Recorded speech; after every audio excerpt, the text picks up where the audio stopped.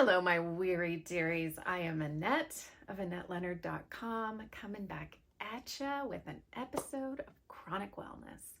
And today, folks, we are talking about mixed connective tissue diseases. Say it with me, y'all. Mixed connective tissue diseases. Mixed connective tissue diseases. It's a mouthful. And I want to tell you just some context and background, and maybe I'll do one more episode about this next week. Mixed connective tissue diseases are among the rare diseases. So something like 0.2 to 1.9. So less than 2 people in every 100,000 will get diagnosed with one of these mixed connective tissue diseases. And there are 3 primary mixed connective tissue diseases. They are lupus SLE, scleroderma, and polymyositis. And we have mixed connective tissues all over our body. They are in our fascia, they are in our tendons, they are in our skin, our muscle, our joints. They're everywhere.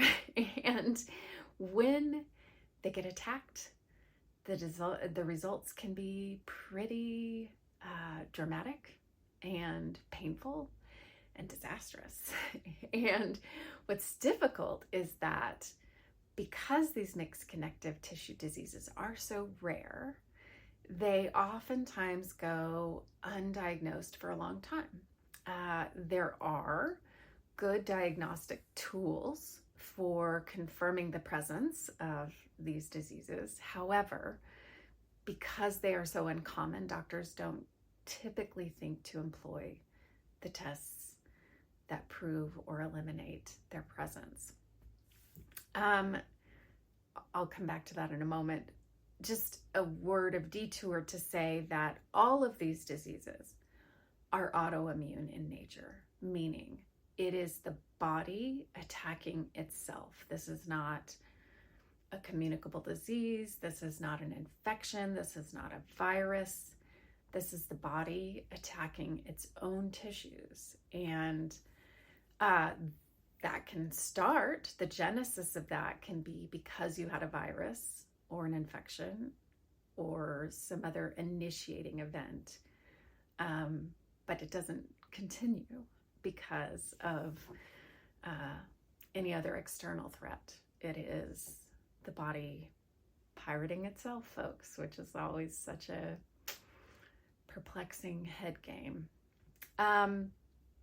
We don't currently know of any genetic links to these diseases, except to say that if an immediate family member has a mixed connective tissue disease, you're more likely to have one. So we can't prove genetic links, but we can't disprove them.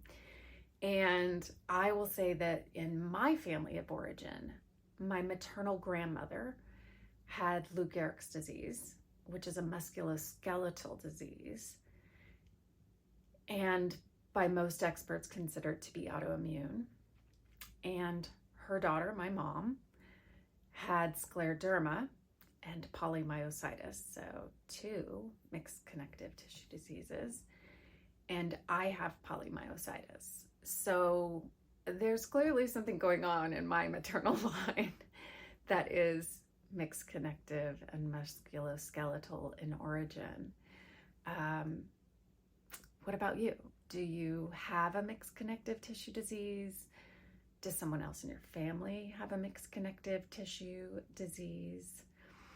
And often the way that these diseases first present is in the hands. So when I first got sick, I was presenting the symptoms of what's called mechanic's hands. And that sounds so innocuous, but it truly was one of the most painful and life-altering symptoms that I have experienced throughout this panoply of illnesses that I've had. And my fingers swelled to probably 1.5 times their size, which means that my skin was splitting all around the tips and on the cuticles.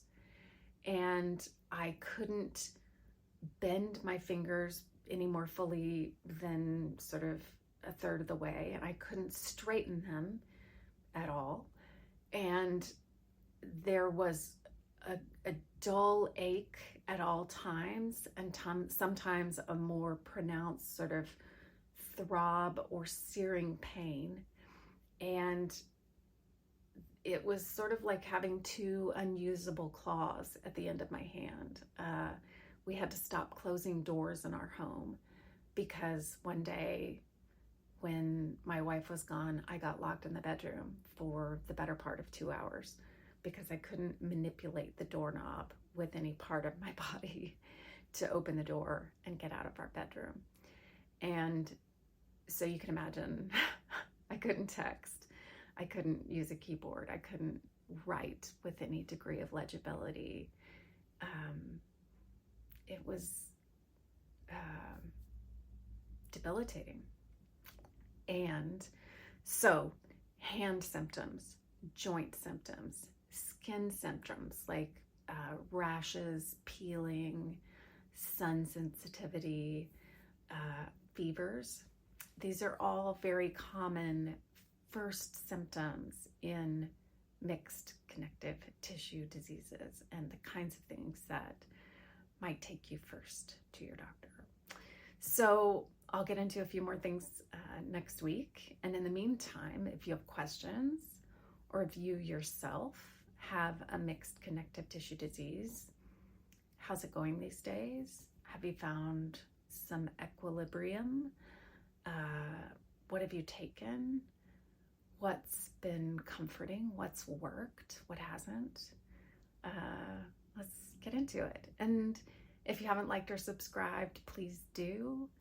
And until we're together again, I'm always grateful to share some time together.